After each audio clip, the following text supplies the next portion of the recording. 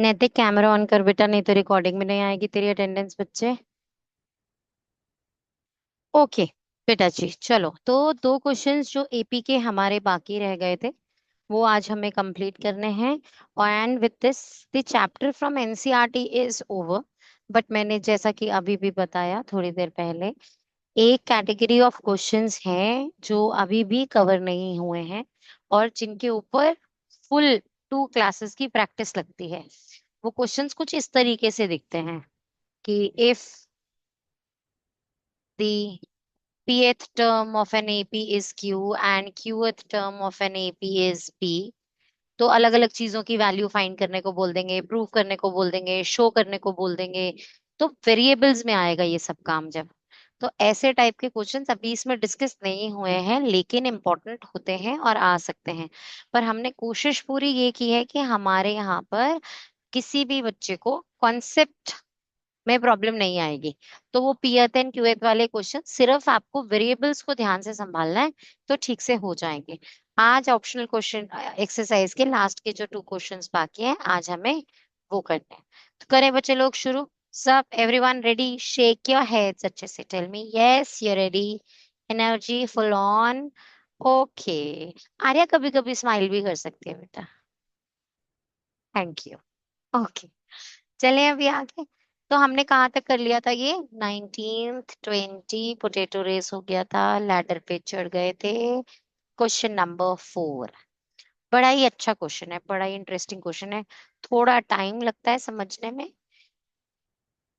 पर कोई बात नहीं, समझा दूंगी आई एम श्योर। चले अभी देखो बेटा जी, यहाँ पर क्वेश्चन क्या कह रहा है, पहले क्वेश्चन रीड करते हैं। मेरे पीछे कोई बैकग्राउंड नॉइज तो नहीं है? सबको नो सब मैम। सुनाई दे रहा है? Okay. The houses of a row are numbered consecutively 1 to 49। तो मतलब कुछ घर हैं इन अ रो और उन्हें नंबर ऐसा दिया गया है 1 2 3 4 5 6। ऐसा करते करते करते करते 49 घर है जिनका नंबर 49 तक है। ठीक है जी, okay. So that there is a value of x such that the sum of the numbers of the houses preceding the house numbered x is equal to the sum of the number of houses following it। इसका मतलब यहाँ एक ऐसा घर है hat number x जिसमें उससे पहले की सारी घरों का जो सम आ रहा है वही उसके बाद के सारे घरों का सम है, नंबर्स का, हाउस के नंबर्स का। क्वेश्चन समझ में आया बेटा? कि कोई एक एक्स नंबर का घर है, उस एक्स नंबर के घर से पहले जितने घर हैं अगर आप उन सबको ऐड करो 1 + 2 + 3 + 4 + 5 टिल x-1 तक, है ना? क्योंकि x से जस्ट प्रीसीडिंग घर का नंबर क्या होगा? x-1, है ना बेटा? यही होगा ना? तो मतलब 1 से लेकर x-1 तक के घर का जो आप सम फाइंड करोगे, मतलब आप एस x-1 फाइंड करोगे, ये इक्वल आए यहाँ s, ये कौन सा घर है? x+1। तो x+1 से लेकर 49 तक के घरों का सम। आ रही है बच्चे बात समझ में कि नहीं आ रही? पर इसे मैं किसी ऐसे तरीके से डिनोट नहीं कर सकती अभी, क्योंकि अगर मैं S49 लिखूंगी तो वो 1 to 49 हो जाएगा। अगर मैं S of x+1 लिख दूंगी तो वो यहां तक का हो जाएगा। तो अभी मैं इसे किसी इस तरीके से x-1 की तरह प्रेजेंट नहीं कर सकती। तो कैसे करेंगे? गिवन कंडीशन ये है क्वेश्चन की, ये हिंट में गिवन भी है पर ये एग्जाम में हिंट नहीं आएगा ना, इसीलिए ध्यान से समझो। तो कंडीशन ये है कि ये जो s some of x-1 terms है ये इक्वल है यहां से लेकर यहां तक की टर्म्स का। तो मैं ये टर्म्स कैसे निकाल सकती हूँ? मुझे एक ठीक से बात बताओ बेटा। अगर मैं मान लेते हैं ये नंबर 17 मान लेते हैं, मुझे नहीं पता ये क्या है, मुझे बिल्कुल याद भी नहीं है। तो ये मान लेते हैं ये 17 घर है। तो क्या मैं ये कह सकती हूँ कि 18 से लेकर 49 तक का नंबर कौन सा नंबर है? 49 - 17 है कि नहीं? बोलो। Yes ma'am. जब आप 49 - 17 कर देते हो तो 17 तो उसमें से माइनस ही हो जाता है। तो आप एक्चुअली 18 to 49 की तो बात कर रहे होते हो जब आप 49 - 17 रखते हो। बात आ रही है बच्चे सबको समझ में कि नहीं आ रही? नैतिक कुछ समझ में आ रहा है? Yes ma'am. ओके। तो जब मैं बात कर रही हूँ यहां से लेकर यहां तक के घरों की, तो मैं उसे सम ऑफ 49 - 17 लिख सकती हूँ क्या? हेड शेक करो। ठीक है ना? कर सकते हैं ना? तो इसका मतलब मैं यहाँ पर इसे लिखने वाली हूँ कंडीशन को, मैं इसे 17 नहीं एक्स ही लिखूंगी अब। और अब मैं यहाँ लिखने वाली हूँ condition that this is equals to S of 49 minus sum of X. पूरा 49 का जो सम था उसमें से पूरा 17 तक का सम सब्ट्रैक्ट कर दो, तो यहां से यहां तक के सम की बात हो जाएगी। आ रही है बेटा बात की नहीं आ रही समझ में? ये ना बड़ी सिंपल सी चीज है समझने की, कि जब मैं 10 में से जब मैं 7 माइनस करती हूँ, तो जो 3 आता है वो एक्चुअली क्या है, 1 2 3 4 5 6 7 8 9 10। तो जब मैं 10 से 7 माइनस करती हूँ तो 7 भी माइनस हो जाता है, ये सब माइनस हो जाता है। तो बचती है उसके बाद की चीज, हमें यही कॉन्सेप्ट यहाँ किया है कि जब हमने सम ऑफ 49 से सम ऑफ एक्स माइनस कर दिया, तो उससे आगे तक की 49 तक की चीज बच रही है। राइट और नॉट बेटा जी? क्लियर है ना ये बात सबको? है ना? तो ये हिंट क्या है, ये समझ में आ गया सबको? अब बस हमें इसको सॉल्व करना है, बहुत ध्यान से इनकी कैलकुलेशंस को संभालना है बस। क्वेश्चन अगर ये कॉन्सेप्ट समझ में आ गया तो इजी हो गया। तो मैंने कहा आपको S of x minus one is equals to S49 minus S of x, sum of x terms. तो sum of x minus one terms क्या होती है, x minus one which is n - 1, n/2। तो ये n/2 हो गया। 2a, अब a क्या है यहाँ पर घर पे, 1 2 3 4, ऐसे करते करते 49। तो a क्या है 1, तो 2a मीन्स 2 × 1 मतलब 2, प्लस n - 1। n क्या है इस बार x - 1। तो जब आप x - 1 से -1 और कर देंगे n - 1 करने के लिए, तो वो n - 2 नहीं हो जाएगा बेटा, x - 2। आ रही है सबको बात समझ में कि नहीं आ रही? आर्या, आदित्य, आर्या, अनवी, बेटा अभी लिखने की जल्दी मत करो, सब पेन्स प्लीज छोड़ दो। सुनो, टाइम दूंगी इस क्वेश्चन को लिखने के लिए, समझना ज्यादा इंपॉर्टेंट है। तो जब मैं आपको कह रही हूँ मुझे फॉर्मूला में n - 1 पुट करना है, तो n मेरे लिए x - 1 है और ये -1 बाद में लिखा, तो ये x - 2 हो गया ना बच्चे? तो मैंने यहाँ वो x - 2 लिखा। ये n - 1 टाइम्स डी। टी क्या है इस एपी में, हर बार 1 ही ऐड हो रहा है, तो 2 - 1 1 हो गया। आ रही है बच्चे बात समझ में कि नहीं आ रही? एंड टाइम्स 1 सेम ही चीज होती है, नहीं भी लिखते तब भी हम चला लेते। तो अभी ये क्या हो गया, x - 1/2, 2 प्लस x - 2। क्लियर है बच्चे? और थोड़ा सा रिफाइन करके लिख देते हैं, x - 1/2, ये 2 और ये 2 कैंसिल, टाइम्स x। मतलब अब इस x को दोनों न्यूमरेटर्स की टर्म से मल्टीप्लाई कर दो, x² - x/2। ठीक है बेटा जी? LHS सॉल्व हो गया। अब S49 लिखना है, S49 में NS49। Aryaditya don't lose your focus, this is important. S49 solve कर रहे हैं, अब हम 49/2, 2a, अगेन 2 × 1 is 2, प्लस अब इस बार 49 - 1, क्योंकि n अब 49 है, which is 48। And d is 1, तो वो टाइम्स 1 लिखना है नहीं लिखना है वो सोच लो। आई बेटा बात समझ में कि नहीं आई? तो अब इसे लिखते हैं 49/2 इंटू 50। तो अब इसे कट करके 49 इंटू 25। राइट और नॉट बेटा? समझ में आ गया कि नहीं आ गया? है ना? तो मैं इसको सॉल्व कर लेती हूँ।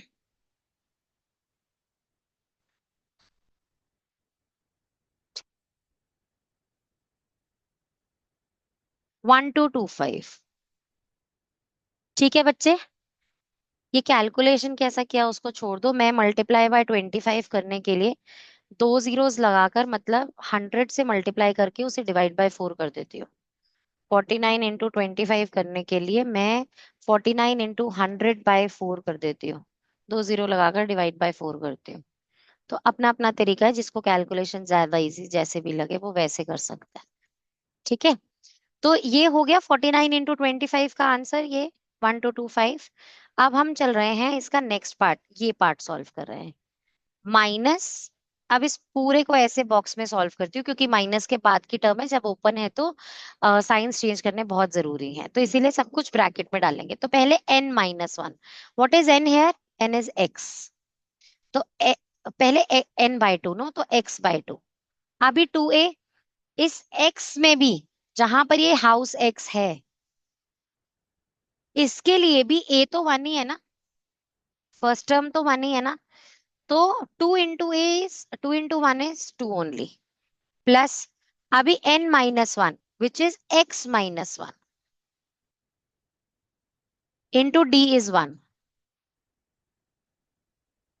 इसे कर्ली ब्रैकेट्स बना देते हैं।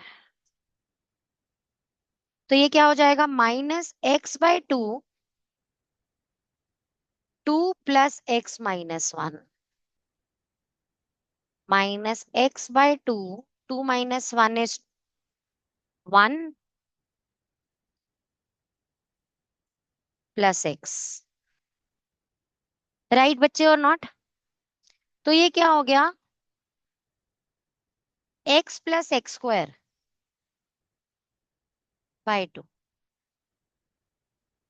ठीक है, क्लियर है? कोई प्रॉब्लम किसी को यहाँ तक? अब क्या हम इसे सॉल्व नहीं कर पाएंगे? कोशिश करते हैं, चलो धीरे धीरे बढ़ते हैं आगे।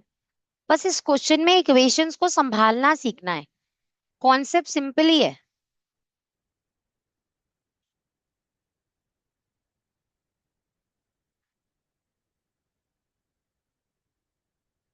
अब मैं ये पूरा चीज जो इधर सब्ट्रैक्ट हो रहा है उधर जाकर ऐड कर देती हूँ।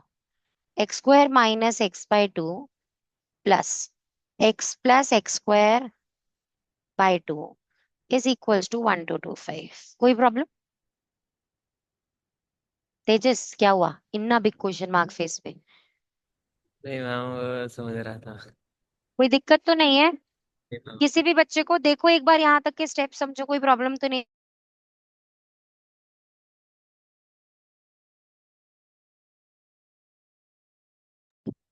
चलें अभी आगे। Yes ma'am.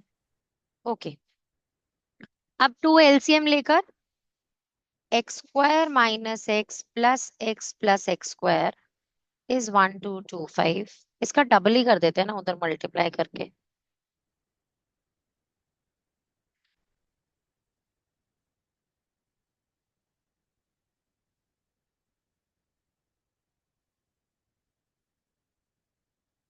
To four five zero, और यहां से 2 हट गया, x भी कैंसिल हो गया।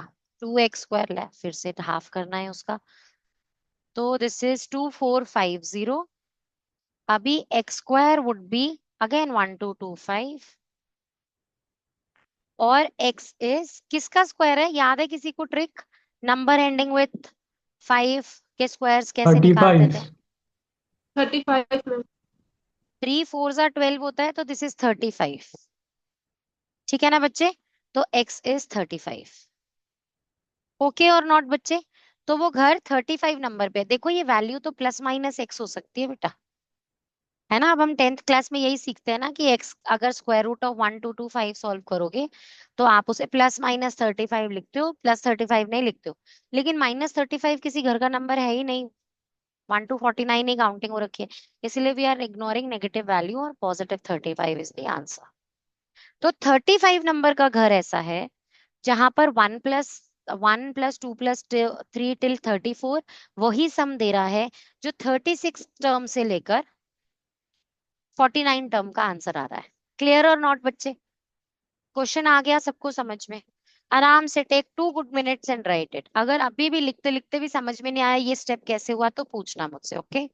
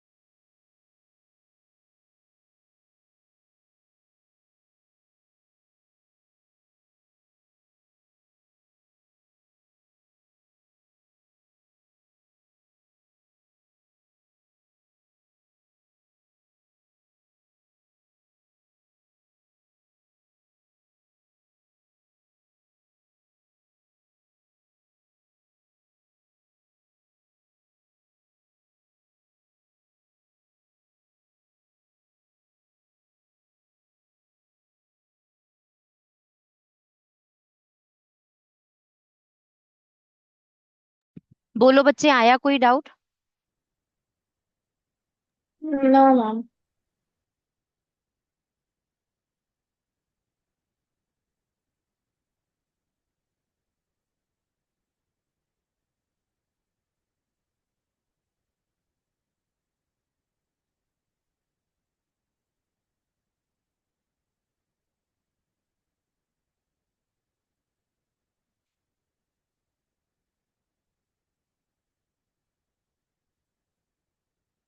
चलें बच्चे, अभी नेक्स्ट करें? अभी नहीं? आर्या लिख रही है बेटा अभी? अच्छा ठीक है, ओके। 30 more seconds केवल।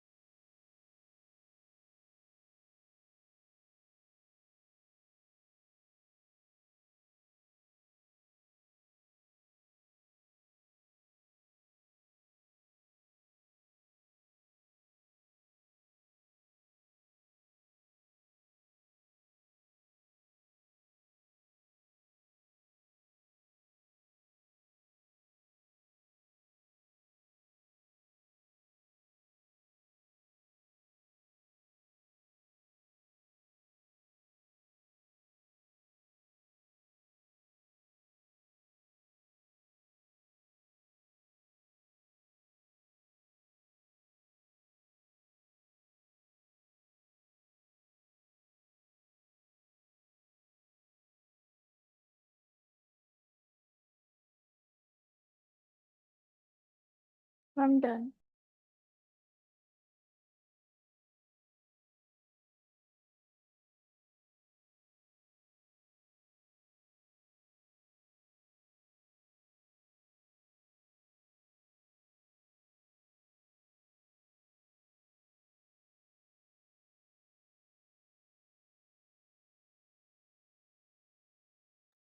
चलें बच्चे, समझे नेक्स्ट इस केस को?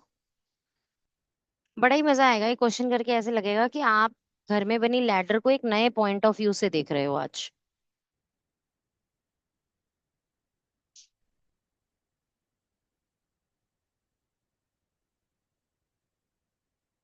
मेरे लिए the page is in scrolling down so I can not bring that on top. मुझे ऐसे यहीं पे ही काम करना पड़ेगा। मैं 1 मिनट बच्चे स्टॉप शेयर करके दोबारा शेयर करती हूँ, क्योंकि मुझे एनवायरनमेंट थोड़ा चेंज लग रहा है। अब ठीक है बेटा, राइट।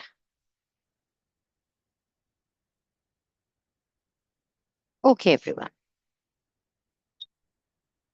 अब ओके।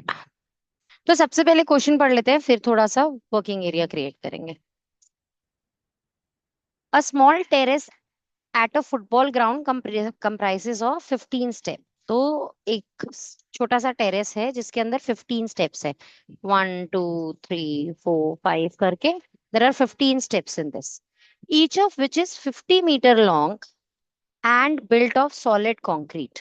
तो ये सॉलिड कॉन्क्रीट से 50 मीटर लॉन्ग, मतलब इस लैडर का लेंथ भी 50 मीटर है, इसका भी लेंथ तो ऑफ कोर्स यूनिफॉर्म ही होगा। तो ये सबका length is the same 50 metre. Each step has a rise of 1/4 metre. तो लैडर कैसे बनता है? ये राइज होता है, ये पार्ट लैडर का राइज बोलते हैं इसको। And this is 1/4 metre. And then is a tread of 1/2 metre. Tread इस पार्ट को बोलते हैं बेटा। तो this is the tread of 1/2 metre.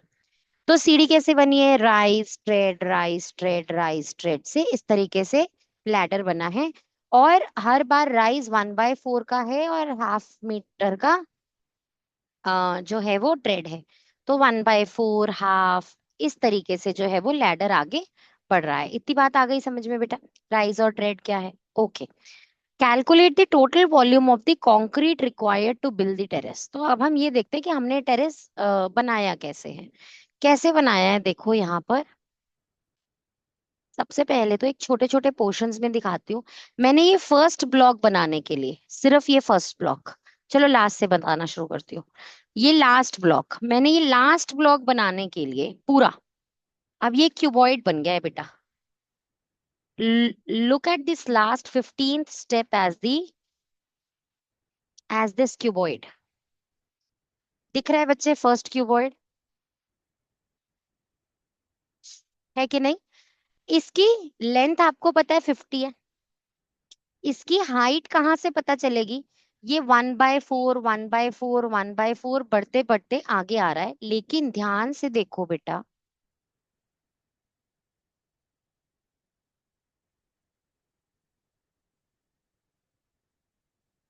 यहाँ पे ध्यान से देखो बच्चे। जब मैं कहती हूँ इसका लेंथ इज 1/4, तो इसका length is this second part is 1/4 plus 1/4, right और नॉट? नेक्स्ट वाले का जो टोटल हाइट हो जाएगा, अगर मैं इसे क्यूबॉइड समझने लगूंगी, तो इसका हाइट हो जाएगा 1/4 प्लस 1/4 प्लस 1/4, राइट और नॉट? या फिर मैं इसे ये भी कह सकती हूँ कि this is 1/4, next is double of 1/4, या फिर 1/4 इंटू 2, राइट और नॉट? दो हो गए ना 1/4, तो 1/4 इंटू 2 क्या हो जाएगा?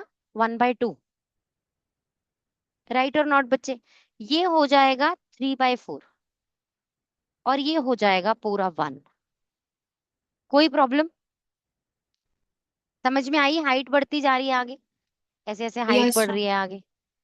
ओके, अब मुझे ये देखना है कि इसकी ये हाफ मीटर ट्रेड क्या ये बढ़ रही है, जब मैं ऐसे इसे क्यूबॉइड कंसिडर करूं?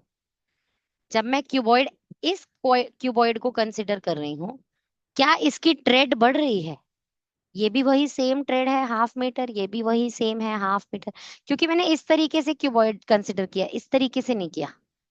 अगर मैं ऐसे करती फिर तो वो चेंज हो रहा था, इससे वो अलग था, आगे वो अलग था। लेकिन मैंने वो क्राइटेरिया नहीं रखा सिलेक्शन का, मैंने क्यूबॉइड इस तरीके से हाइट वाइज सिलेक्ट किया है। तो ये जो क्यूबॉइड है, इसकी ट्रेड सब जगह सेम है, मतलब half metre and 50 metre, they are remaining the same for every cuboid that I am talking about. Clear और नॉट? तो this is the first cuboid, this is second cuboid, this is the third cuboid, और इनके अंदर length breadth height लिख लेते हैं इनकी, that is 1/4 bye, कैसे लिखते हैं डायमेंशंस क्यूबॉइड की? 1/4 बाय हाफ बाय 50। ये लेंथ ब्रेथ और हाइट हो गई। ठीक है बच्चे? नेक्स्ट सेकंड के लिए कैसे लिखेंगे?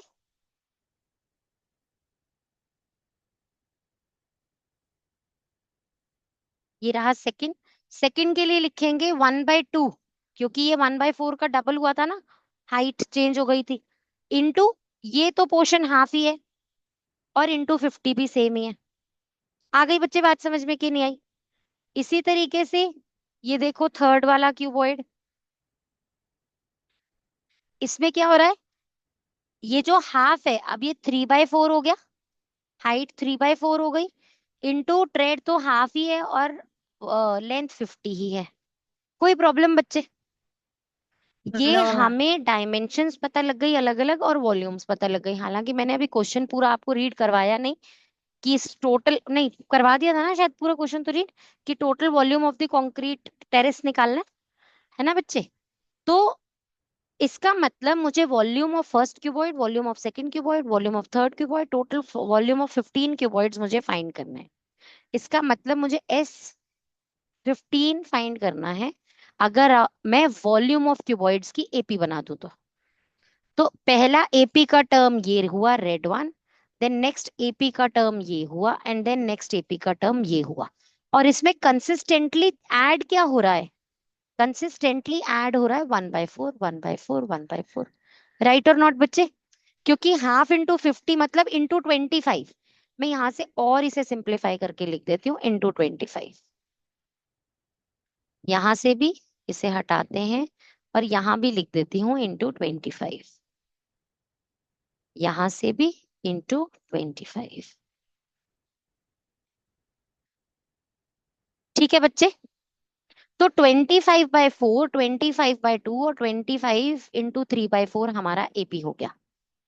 हो गया कि नहीं बच्चे? समझ में आया कि नहीं हुआ?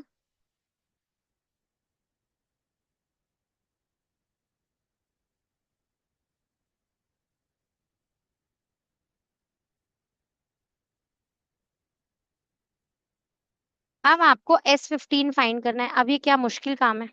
जल्दी से डी फाइंड करो और फाइंड कर दो S15। कर पाओगे कि नहीं कर पाओगे? कॉन्सेप्ट सबको समझ में आया? कोई प्रॉब्लम तो नहीं हुई कॉन्सेप्ट समझने में?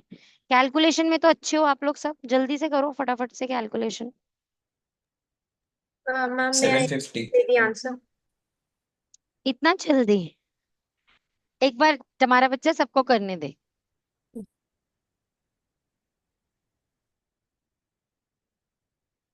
You can write the answer to me in the chat box. किसी ने आंसर बोल दिया क्या? नैतिक। मैम अभी क्या है मैंने। ठीक है।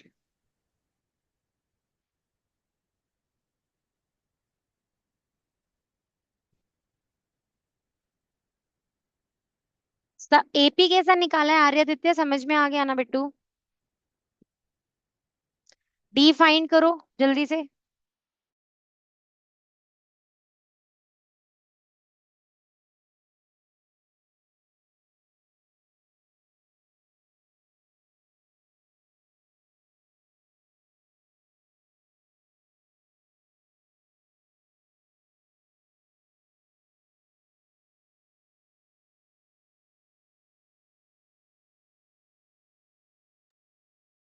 मैम चैट बॉक्स में भेजा है आंसर। हाँ जी बच्चे।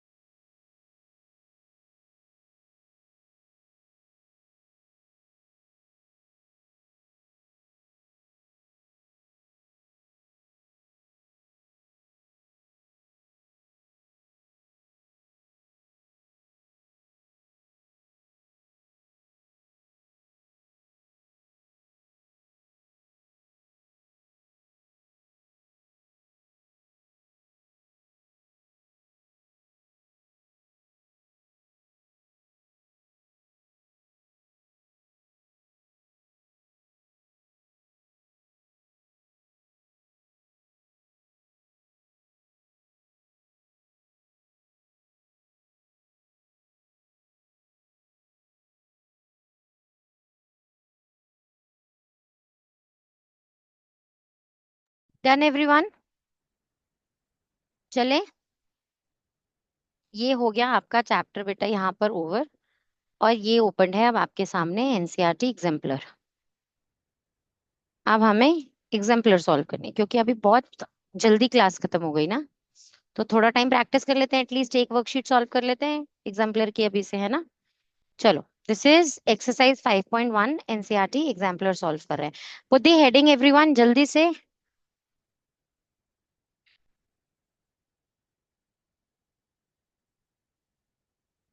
एक बार ओवरव्यू दे दूं इसका। 5.1 एक एक्सरसाइज है विद वेरी बेसिक क्वेश्चंस, बहुत कुछ कॉम्प्लिकेटेड नहीं है, सिंपल है क्वेश्चंस बिल्कुल।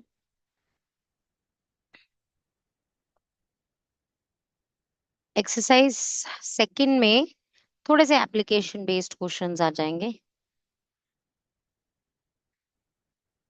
थर्ड एक्सरसाइज भी सिंपल ही है।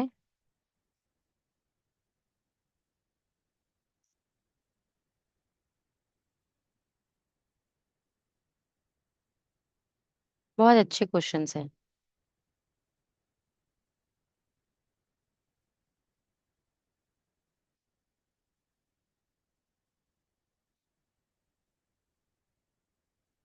वो टाइप के क्वेश्चंस इसमें भी नहीं है जो मैं कह रही हूँ ना। पर कोई बात नहीं, पहले ये इसकी दो एक्सरसाइजेस फिनिश करेंगे, फिर मैं वो टू एक क्लासेस में मैं वो खुद कैटेगरी फिनिश करवाऊंगी। pth term is q and qth term is p वाली। ठीक है, चलो। if an ap if in an ap d is -4, n is 7, an is 4, then a is, बताओ इससे सिंपल क्या क्वेश्चन हो सकता है? जल्दी से सॉल्व कर दो, फटाफट से सब लोग फॉर्मूला यूज करो। an is equals to a plus n minus 1 into d। Formula use करो, इसके अंदर आपको डी भी गिवन है, इसके अंदर आपको एन भी गिवन है, और इसके अंदर आपको ए एन भी गिवन है। You need to find out A. Transposition से फटाफट से सॉल्व कर दो।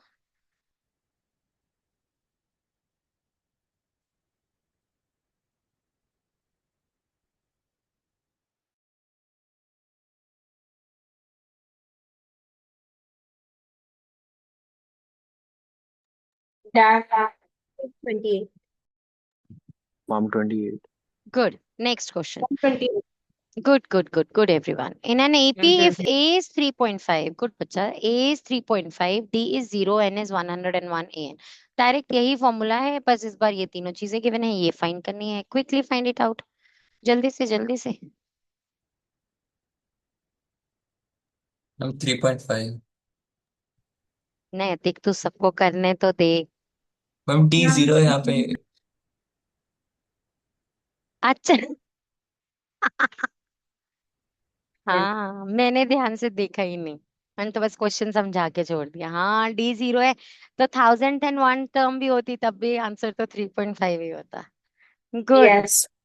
गुड ऑब्जर्वेशन नैतिक, good. Okay, next. The list of numbers -10, -6, -2, minus is.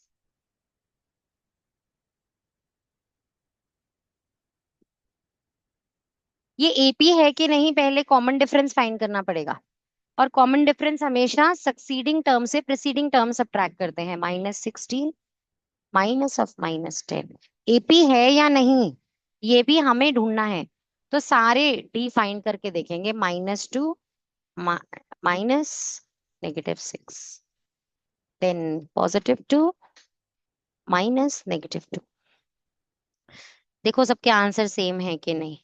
-16 + 10 Mom is 4. -6, -2 + 6 Where is. did you get -16 from?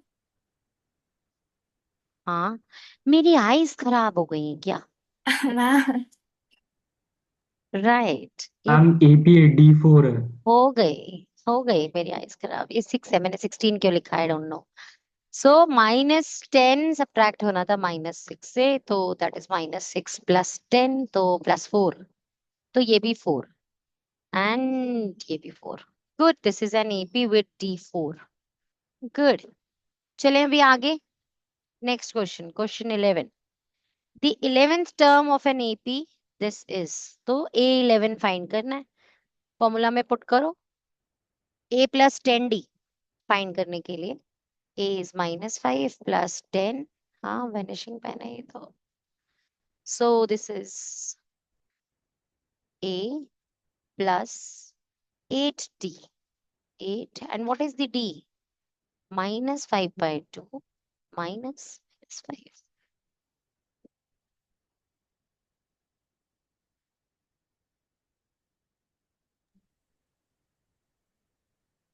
मेरी आईज पक्का खराब हो गई है। Easier if you take -5/2 and 0 because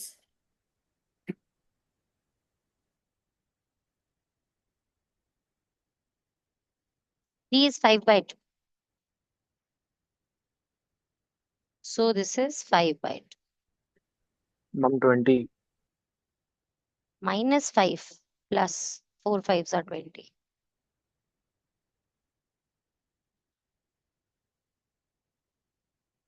मेरा आज आज मेरा शनि खराब है, सॉरी, मुझे आंसर्स ठीक नहीं आ रहे आज। मैं समझाऊंगी आज। I am not going to solve this, you people do this please. I am not going to solve this today. ऐसा Mom क्या? 20. Answer is 20। अच्छा, अब नहीं, मैं भी देखूं क्यों नहीं मेरा आंसर ठीक आ रहा। रुको जरा।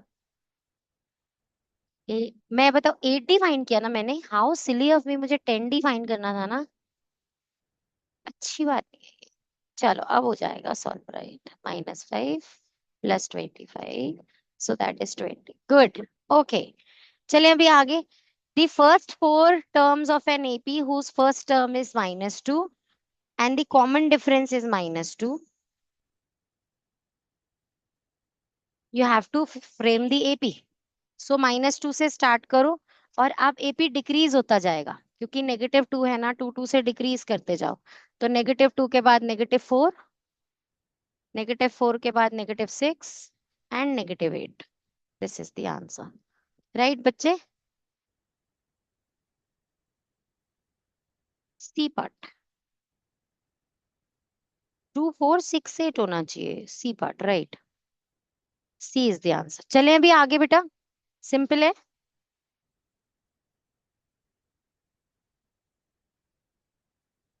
Sixth question. The 21st term of the AP whose first two terms are -3 and 4.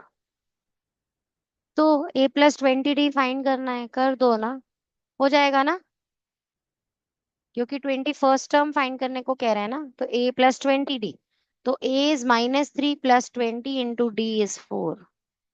Whose first two terms are, ये D नहीं गिवन है, आज तो सच में पक्का कुछ गड़बड़ है। ये A1 is -3 and A2 is 4. So D is 4 minus -3. So that is 7. Right बच्चे? आप ही पुट कर दो A + 20D। आप ही करो सॉल्व, मैं नहीं करूंगी आज। 137। देखो सब लोग का आंसर आ रहा है कि नहीं आ रहा है। नैतिक हमारी आंसर बुकलेट है, ठीक है। चले नेक्स्ट।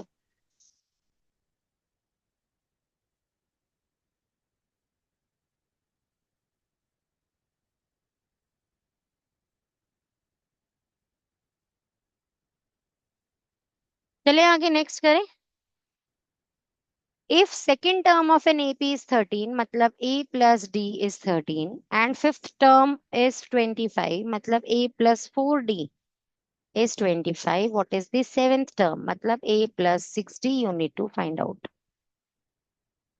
आ रही है ना बात समझ में कि नहीं आ रही बेटा? सेवेंथ टर्म होती है तो 6D ले लो, फिफ्थ टर्म होती है तो 4D ले लो, सेकंड टर्म होती है तो सिंगल D ले लो, एक के साथ ऐड हो जाते हैं। इन दोनों को एलिमिनेशन मेथड से फटाफट से सॉल्व कर दो। 4D - D is 3D, 25 - 13 is 12, तो D is equals to 4 आ गया। अब ये यहाँ पर पुट कर दो, A का वैल्यू निकाल लेना पहले। A + 4 is 13, 13 - 4 is 7, तो A is 7। 7, ओ आज पक्का गड़बड़ है। 13 - 4 is 9, so 9 + 6 into 4। सॉल्व करोगे आंसर आ जाएगा ना? मैम चले 33। बच्चे नेक्स्ट क्वेश्चन करें। Which term of the AP is 210? N find करना है बेटा। तो ए एन के फॉर्मूला में एन नहीं पता है आपको। 210 is equals to a plus n - 1 d। 42 - 21 is 21, no? तो 21, पहले 21 सब्ट्रैक्ट होगा 210 में से। दैट मीन्स 200 से 11 सब्ट्रैक्ट करना है। दैट मीन्स 190 से 189 हाँ डिवाइडेड बाय 21। सब्ट्रैक्शन गलत तो नहीं हुआ ना? 10 में से 1 गॉन इज 9 एंड 10 में से 2 gone is 8। Correct, 189। So now 21 in this. 9. 9 times. Hmm. N is equals to 10. So n is 10, right? Absolutely. 10th. ठीक है Since बच्चे? it's 21 का table, can't we just directly do it? हाँ, अगर वैसा सोचना चाहते हो तो राइट। यस, 21 का टेबल है और 210 है और 21 है, वैसा लॉजिक लगाओ तब भी करेक्ट है। ओके, चले नेक्स्ट। ऐसे एमसीक्यूज में लॉजिक ढूंढ सकते हो, और माइंड ज्यादा अलर्ट तब हो जाता है लॉजिक ढूंढते हुए जब आप एमसीक्यूज को उस पॉइंट ऑफ व्यू से देख रहे हो कि इतनी बड़ी कैलकुलेशन 1 मार्क में कैसा देंगे, हो सकता है कोई पक्का ट्रिक होगी यहाँ पर। तो ऐसा पॉइंट ऑफ व्यू से देखोगे तो ट्रिक्स मिलने लगेंगी। If the common difference of an AP is 5, then what is A18 minus A13? मतलब A+17D माइनस A+12D। अभी A+17D minus A-12D, 5D, right और नॉट बेटा जी? तो D का value given to you is 5, तो द आंसर इज 25। कोई problem? D की जगह पर 5 वैल्यू पुट किया, 5 इंटू 5 हुआ 25। ठीक है ना बच्चे, सिंपल था। चले आगे। Okay, what is the common difference of an AP in which A18 minus A14 is 32? मतलब A+17D माइनस ए, मैं माइनस ही लिख रही हूँ सीधा, क्योंकि माइनस का साइन चेंज होगा ना, ऐसे होगा ना, तो 13D। चलो अभी नेक्स्ट स्टेप में ब्रैकेट ओपन कर देंगे। A+17D minus A minus 13D is given to you 32। A से ए कैंसिल, 17 माइनस 13 will be 4D is equals to 32। देखो 2 गायब हो गया था, कहाँ गया? ओके, तो D is 8। That is what they asked.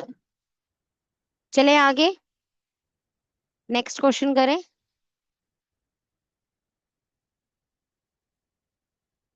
ये 2 APs have the same common difference। किया था ना हमने ये एग्जाम्पल के through. The first term of one of these is -1 and the other is,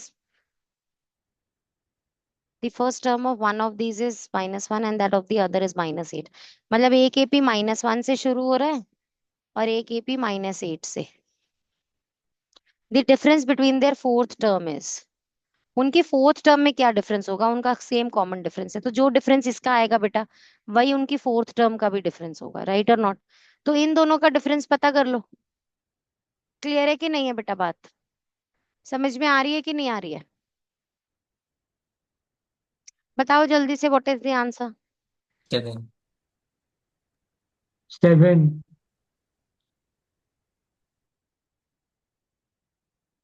हो गया सबका? चले आगे। Okay, if 7 times the seventh term of an AP, मतलब ध्यान से देखो बेटा, A+6D का 7 टाइम्स करना है। A+6D का 7 टाइम्स है 6D is equal to 11 times 11th term, मतलब 11 times A+10D, then it's 18th term will be. तो पहले तो इनको इक्वेशंस को सॉल्व करते हैं ना। So this will be 7A plus 42D minus 11A minus 110D is equals to 0.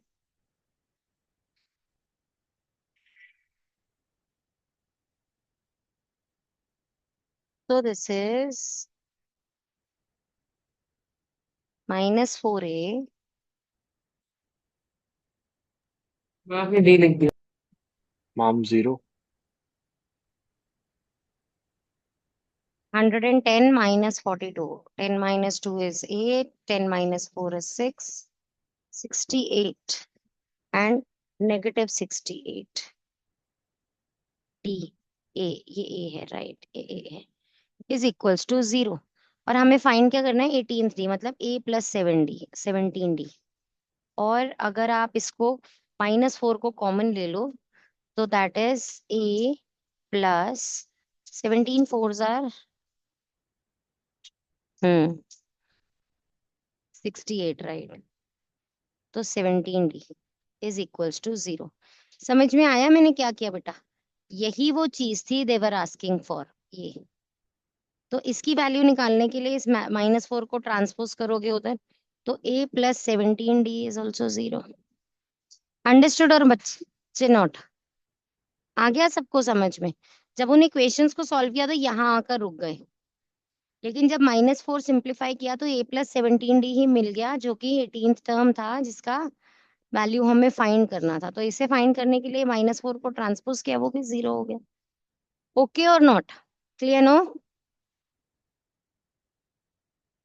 The fourth term from the end of this AP, यहां से फोर्थ टर्म। तो जब भी फ्रॉम द एंड पूछे एपी रिवर्स कर दो, डी ढूंढो।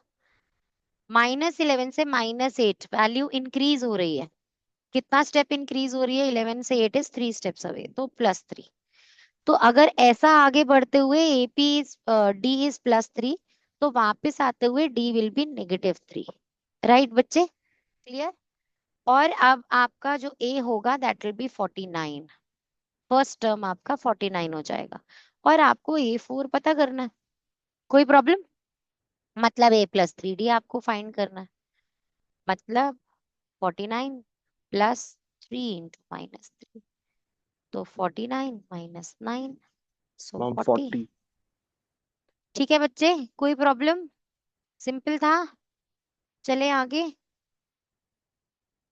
आज के लिए वाइंड अप करते हैं। 3 o'clock हो गए हैं एग्जैक्टली बाय माई क्लॉक। 1 मिनट का विंडो मिलेगा मुझे मीटिंग क्लोज करके आप लोगों की वीडियो रिकॉर्डिंग प्रोसेस करने के लिए।